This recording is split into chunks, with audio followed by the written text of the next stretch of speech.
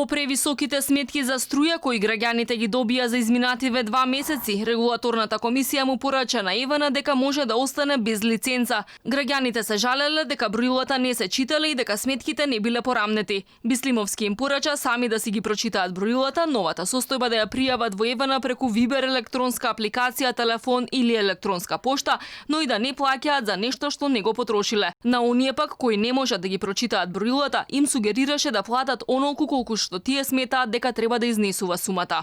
Јасно сакам да им порачам на Евана дека од сега па натаму во однос на овој проблем ќе ги превземеме сите законски надлежности кои што ни стојат на располагање и ќе започнеме и со превземање на одредени санкции кон страна на операторот на електродистрибутивниот систем.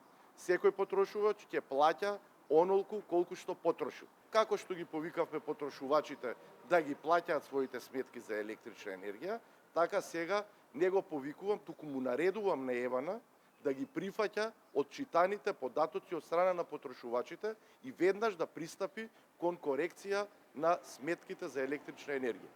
Речи си и да нема семејство во земјава кој изминативе 2 месеци не добило повисока сметка за струја. Некои велат ја имаат највисоката сметка што некогаш им стигнала во животот. Гневни се на Евана бидејќи и покрај непрочитаните броила им пратиле сметки за електрична енергија во износ кој го трошеле во најстудените месеци. Секако има и граѓани кои веќе добиле порамнети пониски сметки. Високи сметки за струја месецот? Да, 3900 динари двајца сме ние дома. Јас дома внимавам на ефтина као, ако опште постои ефтина, не знам, али зато овој месец е дупло намален. Па нешто повисоко од обично, али не ме зачуди, чита скоро. Ги чита. Ти кажам и мене ми дојде висока сметка. Колку повисока од она што вообичаено го трошите? Па околу 2000 повисока сигурно. Ама ја мислам дека сатовите не беа читани. Ради тоа.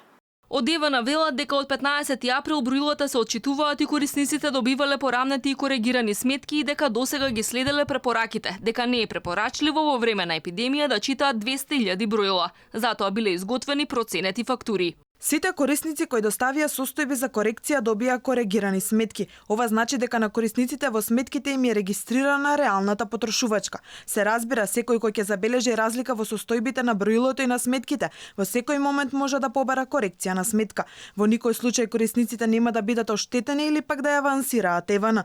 Никогаш на корисниците нема да им биде наплатено повеќе од она што реално го имаат потрошено. Досега 150 граѓани поднале представки до регулаторната комисија за енергетика.